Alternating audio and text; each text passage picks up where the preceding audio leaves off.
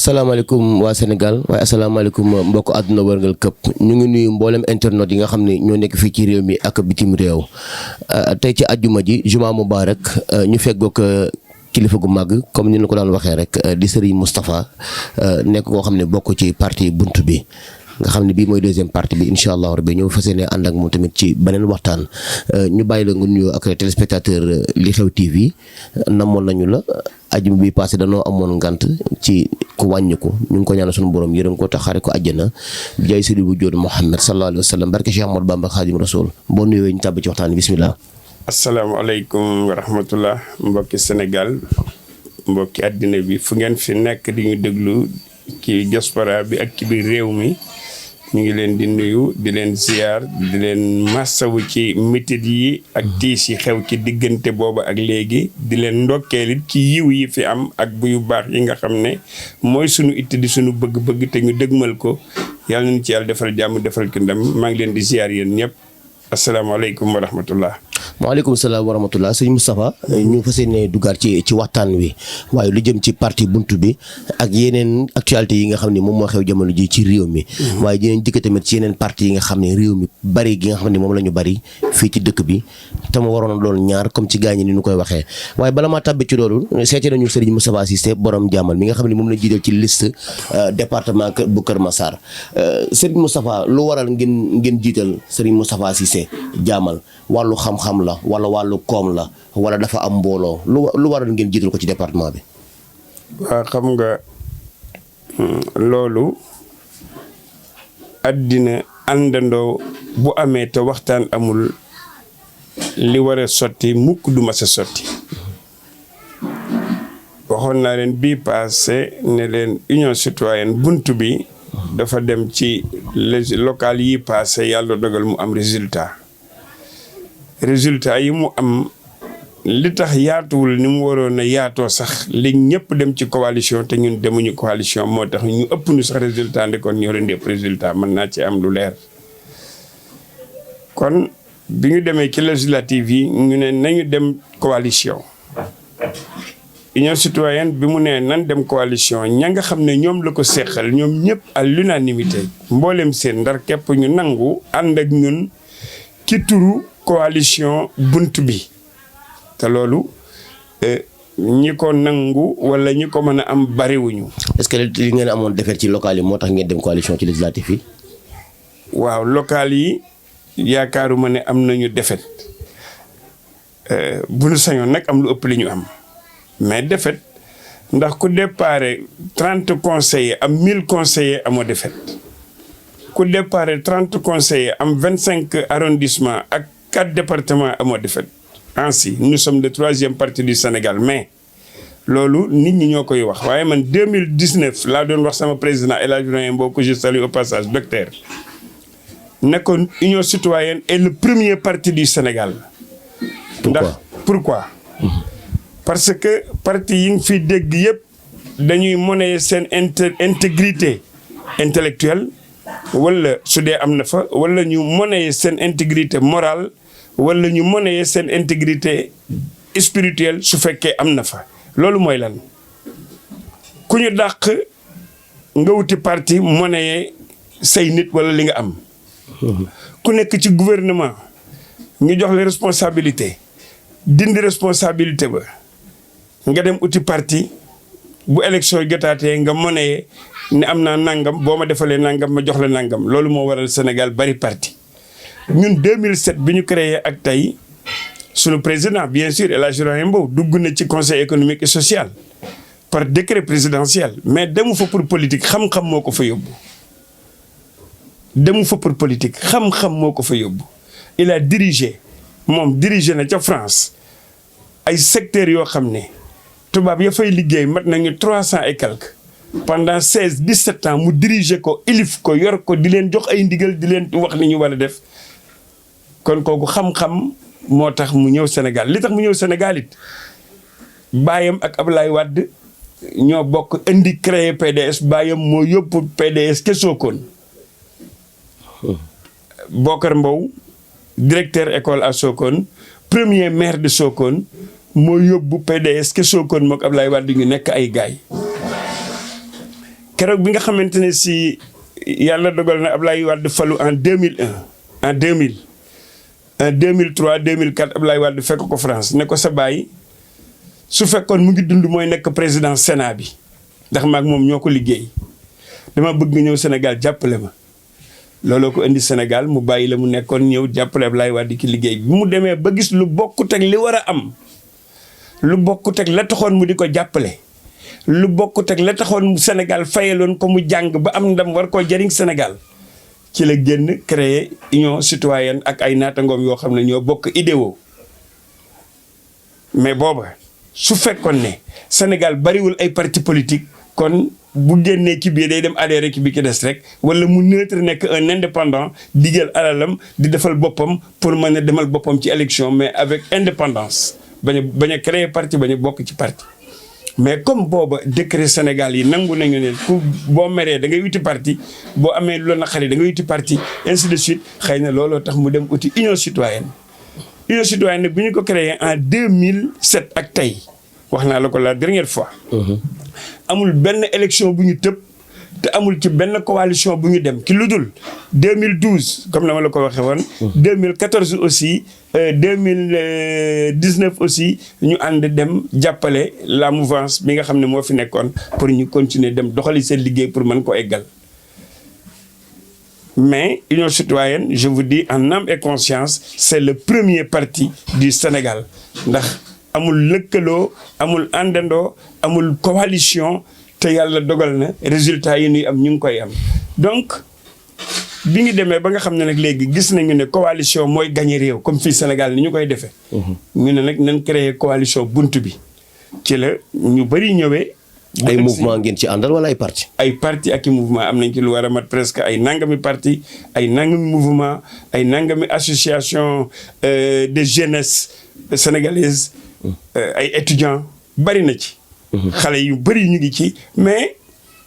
ndax ngeen jiital sëñ Moustapha Cissé Diamal ci département bi Moustapha Cissé Diamal département yi ñu jiital yëpp coalition bi mooy tànn mu ne Moustapha Guèye man doyen Moustapha man maa nekk ci.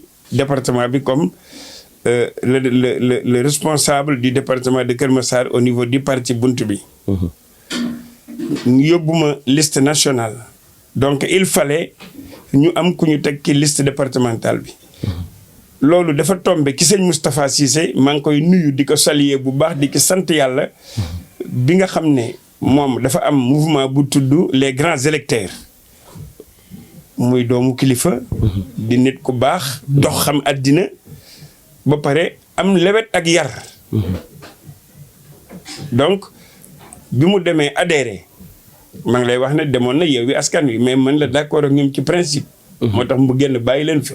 bi mu ñëwee ci. est-ce que nekkul waa Yewwi Askan bi ñu ñëwee ñàkk bi mu ñàkk am poste moom moo tax mu jóge ci. loolu moo ci mën a tontu man mënuma ci tontu man duma tontul nit mukk. kilifa gi ma yar daf ma ne no comment doy na tontu waaye man kon ñun ñoo bokk équipe. du ma wax no comment waaye damay wax ne loolu moo ci mën a tontu bu leen getaay ma ne di ngeen ko commencé laaj. d'accord ñu avancé. bi nga xam ne yàlla dogal na. mu ñëw dugg ci. ba pare dëkk ci département bi. di am nit ku am renommée. ñi mu seqal département bi ñi ci ëpp nangu nañu moom mu jiite leen. est-ce que il est pertinent. ah ça je ne pourrais pas y répondre ndax bi ma ko xamee léegi yàggul. waaye gis naa ne mu ngi liggéey. gis naa ne mu ngi def li nga xam ne mooy waru garam pour gagner. gis naa ne mu ngi sonn pour am résultat. su fekkee nag loolu mooy pertinence. kon il est pertinent. parce que lépp lu muy def rek pour am résultat la. lépp lu muy wax pour am résultat la. donc su dee loolu mooy tudd pertinence ci tubaab. kon il est pertinent. mu dëkkee ci côté Yeumbeul Sud bi mu bari ay kàngam yoo xam ne ñoom la seqal géew bi. ku mel ni mën nañ ko citer monsieur le maire Bara Gaye. mën nañ citer ku mel ni ministre Amadou Hott. mën nañ citer ku mel ni El Hadj Modou Mbène Diop. nga xam ni moom ci investisseurs yi la bokk. ñooñu nekk ay ñoo xam ne ay boromu doole lañu mën nañ leen ko tuddee. comme ni ko gaañi di waxee rek. olof la rek. mën nañ leen tuddee ay boromi alal. nga xam ni ñoom kenn ku ci nekk. yor nga portefeuille. am nga loo téye. est-ce que loolu tamit waa parti bi ñu ngi ciy bàyyi xel. pour moom mu mën a am doole. waaw foofu dinaa fi ñëw doole yàlla rek ko yor yal na yàlla ànd ak ñun yal na nu yàlla faral ñooñu nga tudd nag ñëpp ay doomu yëmbal lañu ku ci am ndam rek yëmbal am ndam. kenn ku ne ci ñoom nag laa wax ñi nga tudd. kenn ku ne ci ñoom ku ci am ndam rek yëmbal am ndam mais man damay ñaan yàlla rek Moustapha Cissé Diamal am ndam. ndax moom boobu mu laa bokkal kër. waaye ñi ci des ku ci am ndam. yëmbal lay amal ndam yëmbal lay jariñ mais département de Kër Massar lay jariñ après tout. donc ñun dinaa la wax ne xaalis dina def élection mais ñiy wax ne l'argent c'est le nerf de la guerre ñooñu ay hypocrite laa leen di jàppe man. Le nerf de la guerre, c'est la stratégie, la connaissance, le savoir et le dévouement et la détermination. Ça, c'est le nerf de la guerre. Boo amee xaalis te amoo xam-xam boo amee xaalis te amoo détermination boo amee xaalis te amoo kóolute ci say idéaux yooyu yëpp day naxasaayal réew mais du ko jëme kanam. Le vrai nerf de la guerre, c'est le savoir, c'est la stratégie. C'est la détermination, c'est le courage et la volonté.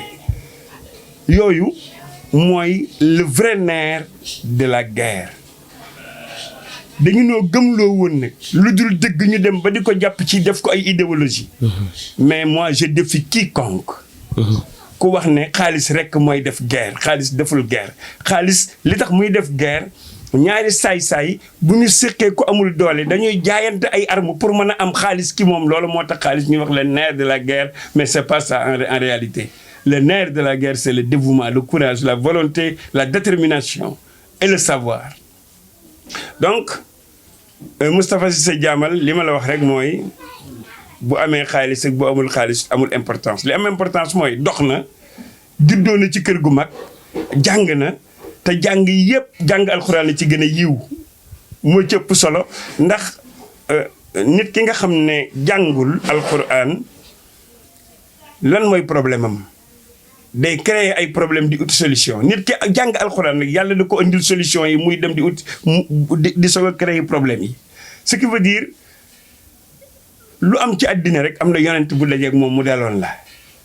solution yooya yonent yooya yàlla joxoon leen ñu doxe ko boo ci xoolee xam ko boo ci jaaree da ngay réussir. Souleymane il a réussi tous les défis yi nekkoon ci kanamam. yonent yàlla Moussa nekk na ndaw ba am 40 ans di soog a nekk yonent te défis yi taxaw ci kanamam yépp yonent yàlla Moussa abattre na leen te amagul woon booba nubuwatu yonent bi muy wax rabbi inni lima anzalta ilayya min xayrin faqir bi mu koy wax booba dafa def épuisé ba nga xam ne dooleem jeex na xalaatam jeex na xam-xamam jeex na kartanam jeex na muy soog a wax yàlla nag sonn naa léegi dimbali ma boo ma joxee sax lu ma lekk ma jël. donc ñun yàlla li mu lu jàngal dafa am solo bala nga maa ñaan sonnal ba pare.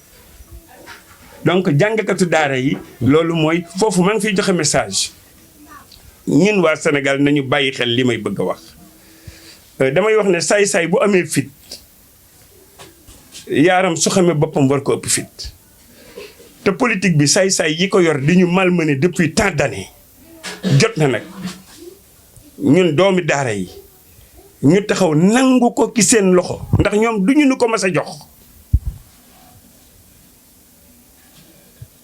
comme ñoom bu nu ko yoree seen bopp la ñuy jariñ te ñun suñu ko jëlee jariñ suñu bopp jariñ leen jariñ réew mi jariñ keneen kon bokk na ñoom xalaat bokk ñoom gisin ndax ñoom ndam lañ ci bëgg ak poos bu fees te ñun ngërëmul yàlla lañ ci bëgg te ngërëmul yàlla boo ko bëggee foog nga jub foog nga lewet foog nga am tedd nga foog nga am sutura foog nga am teranga ki nga dëkkal kon ñun doomu daara yi maa ngi lancé appel boobu képp koo xam ne nit ku dal nga nit ku am xam-xam nga nit ku am xalaat nga nit ku yiw nga nit ku bëgg réew mi nga te nga xam ne réew bëgg gi ñu ko bëgg te yàlla rekk tax maa ngi lay woo pas ci union citoyenne mais foofu mën a nekk foo xam ne boo fa jàppee lii réew mi dina tegu ci loxo yi nit ñuy baax ñi yiw ñi ko mel ni sëñ Moustapha Cissé maa ngi la ciy wax doomu jaamal la jaamal Cissé loo leen xamee. ay boroomi xam-xam.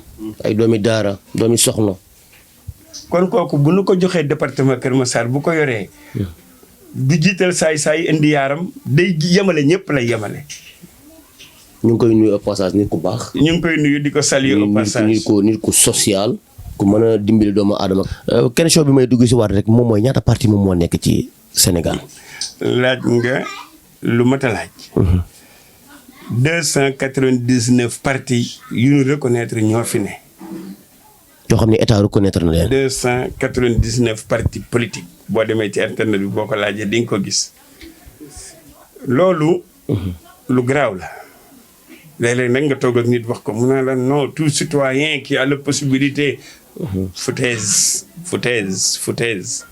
xam nga bu fekkee. waaye réew mi réewu démocratie la de. waaw démocratie bu fekkee foofu laa jëm. xam nga bu fekkee démocratie mooy tax. parti yi bari. kon Amérique 1776 la Thomas Jefferson def déclaration indépendance. quelques années après ñu def la convention de Philadelphie en Pennsylvanie. booba ak tey fii may wax ak yow 362 millions la ñu te ñaari parti politique la ñu am le républicain et le démocrate su fekkoon multipartisme mooy parti yu bari mooy démocratie kon ñoom war nañoo am 3000 wala 4000 partis su fekkee xel mu nangu laay waxee donc man ki ma yar ni mu définir multipartisme mooy cupidité ignorance et stupidité multipartisme. Abdou Diouf moo ko indi Sénégal nan la ko indee lu garaaw laa lay wax. Abdou Diouf daf ne bi nu ko sonalee ci multipartisme daf ne kon jàkka jàngoog ku bëgg a nodd noddal foofu la erreur ba tàmbalee ku bëgg a nodd noddal ñi bëgg a nodd te mënuñoo nodd bari na fi mu ne jàkka yi sax ñuy nodd mënuñoo nodd. da ngay dugg ci téeméeri jàkka ñaare ci mën a li xam kenn ci mën a nodd ci biir fii man xam naa ki dara. te yow xam nga ki dara kii xam na ki dara. waaw te nodd ki ma yar bi ma jëkkee nodd ci kanamam daf ma ne nodd du noonu ma ne ko numu mu ne las lal dar suul. las lal dar suul. ma ne ko loolu mooy lan mu ne ma xalaat ci. waxu la ko dañ la xalaat ci. waaw mu ne ma xalaat ci ma xalaat. las lal dar suul. hayya las salaa hayya lal falaa muy las lal. muhammadar rasulullah du muhammadu du rasulullah kon nodd man ko mooy tax nga war koo def. kon Abdou Diouf bi muy wax jàkka jàngoog ku bëgg a nodd noddal dafa waroon wax ku mën a nodd noddal. ku bëgg ak ku man duñu benn. bokkuñu léegi nag ñi bëgg a nodd ñooy nodd mais ñi mën a nodd nu moo waral conneries yu bëri di am ci Sénégal ci réew mi ci parti yu bëri yi xalaat yu bëri yi kenn ku ne di wax li la neex kenn ku ne di saaga ku la neex kenn ku ne di tudd lépp mbir mu ko neex lu la neex loolu moo ko waral mais multipartisme lii lay indi ci réew. ki nga xam ne bu meree dem uti lu ëpp li mu amoon ngir mën koo xeexe kooku ngoram day des boo meree da ngay dal li ngay uti nga xam li nga ko war a doyee su fekkee luy am njëriñeel réew mi lay doon nga taxaw ci. donc su fekkee dañoo am Sénégal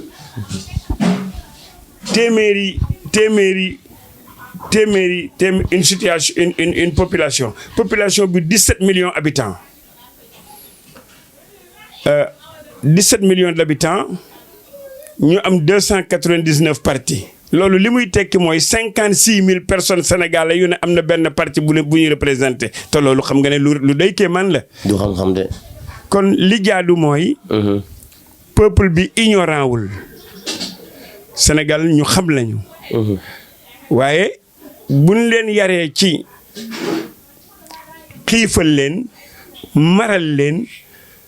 tumurankeel leen ku tëgg ñu wuy la lii rek moo waral parti yi bari waaye su fekkoon ñi fi jëkkoon nekk industrialiser woon nañu économie Sénégal je vais saluer Babacar Ba le ministre des finances à l'époque de Senghor et d'Abdou Diouf maa ngi koy saluer au passage Babacar Ba de Kaolack Kaffrine Sokone bor yooyu la dëkk Babacar Ba dafa def ci Sénégal économie bu doy kéemaan commencé industrialiser réew mi réew yi àddina yëpp jox ko cër ndax ni muy def Sénégal ni mu koy dundale ni muy defee économie bi ay nit dox diggam ak Abdou Diouf ndax booba dañu ko naan Babacar Ba yow yaa war a doon président ndax yaay premier ministre mais Babacar Ba mu ngi ci say tànk.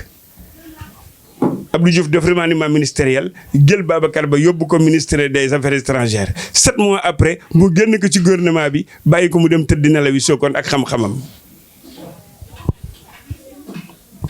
Babacar Ba su doon keneen mel ni gars yi day wuti parti politique. est-ce que nekkul loolu ba léegi moom mooy yàq réew mi ci koo xam ni kii am na xam-xam war a jariñ askan wi. waaw nga jël ko damm ay laafam. teg ko mu dem toog est-ce que loolu bokku ci li yàq réew mi. loolu waxuma li yàq réew mi bari na mais loolu da cee bokk. merci. léegi nag loolu bu amee. parti politique doo dem créer ko nooy def mooy da ngay dem ña nga bokkal idée woo nga dem ànd ak ñoom ngeen dajaloo nekk benn loolu mooy defar réew. loolu moo tax parti politique yi du ñu bari su fekkee PDS ña fa nekkoon mar nañu juróomi téeméer. kenn ku ci nekk boo amee la naqari dem uti parti moo waral parti yi bari waaye ñoom ñëpp suñu dajaloo woon idée démocrate bi ñu am idée libéraliste bi ñu am ñu àndandoo nekk benn waxoon naa ko su élection jotee ñu dajaloo def primaire. waaw su élection jotee. ñu dajaloo. def primaire ku génn ñi ci des gunge ko. loolu mooy démocratie. moo am États-Unis moo am fu bëri ci àddina France loolu amoon na fa waaye mu ngi tàmbalee yàqu ndax léegi am nañu presque 19 partis politiques wala 21 partis politiques. day yàq seen assemblée. te la muy jur France actuellement am nañu ci Sénat bi. am nañu ci Sénat bi sénateurs yi 577 defe naa. kii ñu am ki 348 ou 47 ci assemblée nationale bi loolu day yàq réew. États-Unis entre le congrès bi entre Sénat bi ak député yi 348 ou 433 bariwuñu ce qui veut dire 734 000 américains yu ne benn député moo leen di représenté boo demee France 78 000 français yu ne benn député moo leen di représenté bu dee Sénégal 103 personnes yu ne benn député moo leen di représenté loolu lu garaaw la donc multipartisme bi Sénégal dafa yàq économie bi yàq culture bi maanaam aada dafa yàq sunu économie sunu koom yàq sunu aada yàq sunu utinu xam-xam yàq sunu sàkku ni xam-xam ndax kenn ku ne bëgg mooy sa itte te bëgg ak ngor mënuñoo ànd mat waxoon naa ko sànq. bëgg du mat ngor mat ngor mooy jiitu lu ñëw ci kanam mu càmbar ko la ca war mu def ko la ca des mu bàyyi ko fa. ban message nga ci lancé. message bi ma ciy lancé mooy ku mel ni Union Citoyenne yàlla na ko yàlla dimbali mu gën réew mi rek bu ko jëlee yëpp dina changé man maa la ko wax Union Citoyenne bunt bi bu gëree réew mi. dinañu industrialiser économie Sénégal. waaye parti yi fi jaar yëpp loolu lañ doon wax de. bokkuñu ndax ñooñu dañoo ñëw ba toog soog a ne lii la ñu bëgg waaye ñun dañoo bind livre dañoo am programme.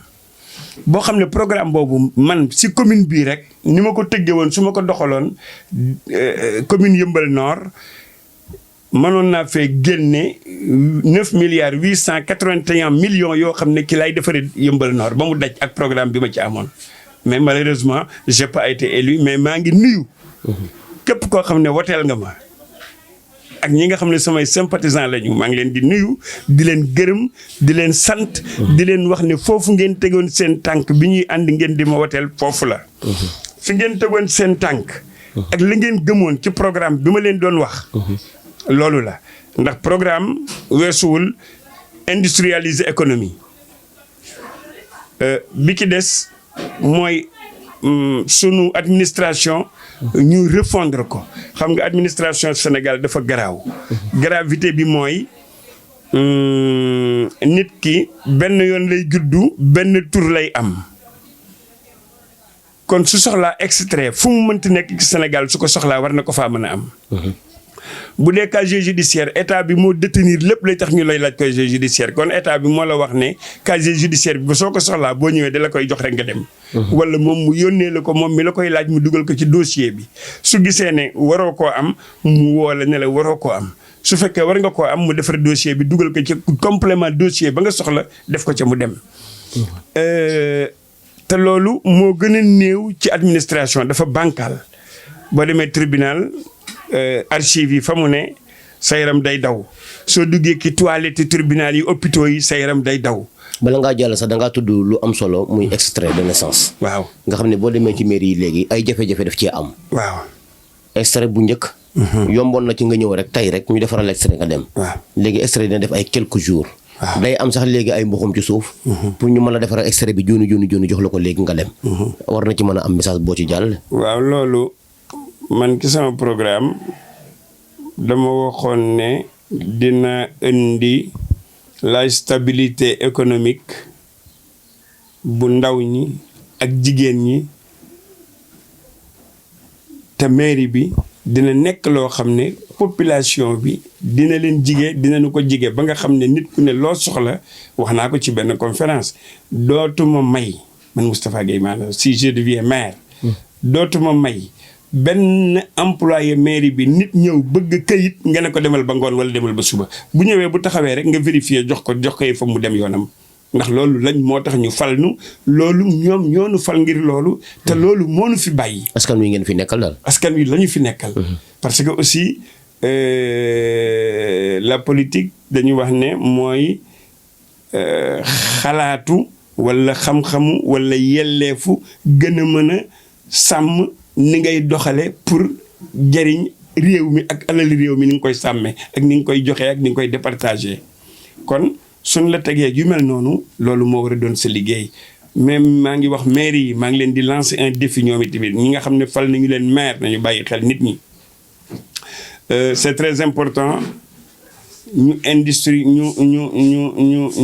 ñu def informatiser le système judiciaire le système électoral informatiser nag le système local nga xam ne nit ki bu soxlaa kayit boo bësee bouton mu wax la ndax sa téléphone rek boo bësee bouton mu wax la boo yónnee Western Union wala Wari wala léegi boo bësee bouton ñu jot ko ci Amérique kon nit war naa mën a soxla kayit nekk fii ci Yëmbal ñëw taxaw ci sa kanam nga defaral ko léegi mu dem yoonam maa ngi leen di ñaan ngeen bàyyi xel loolu.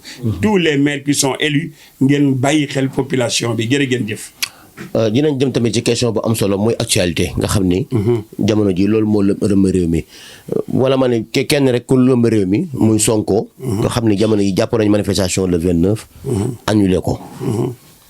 yan jàngat nga am ci jafe-jafe yi nga xam ne moom moo am ci liste bi ba waral marche yi wala tëggum mbool mi ban jàngat nga ci am. xam nga. am na yoo xam ne man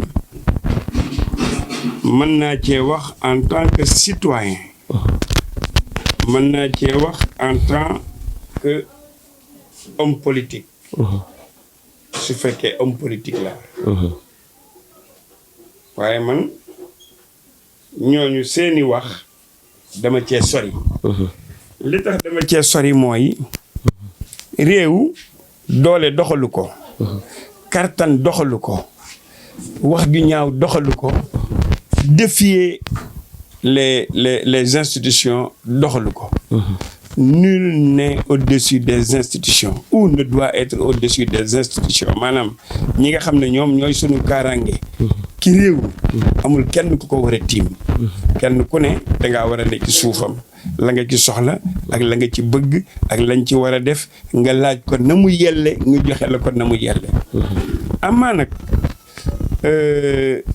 tëggi bool ak marche ak yooyu yëpp peut-être kenn ku ne ak na ngay gise waaye man yooyu rafetluwuma ko ndax lu tax rafetluwuma ko dañu am code électoral code électoral bi ci yenn articles yi ci yenn loi yi dafa wax ne du tel au tel ki la ñuy def pré-campagne pré-campagne bi nag bu amee kenn warta def lu xumb kenn warta yëngal lu xumb kenn warta nekk ci lu xumb waaye am nga droit nag di dugg ci nit ñi di waxtaan ak ñoom di leen wax fi nga jëm di leen wax li ngay def di leen wax li nga bëgg des choses comme ça mu ne campagne bi nag dina tàmbali bés sàngam ba bés sàngam bu tàmbalee nag mën ngaa def lu xumb mën ngaa yuuxu ca kaw mën ngaa wax loolu bu la ko sa réew xësee wax te nga bokkoon ke ña ko signé woon.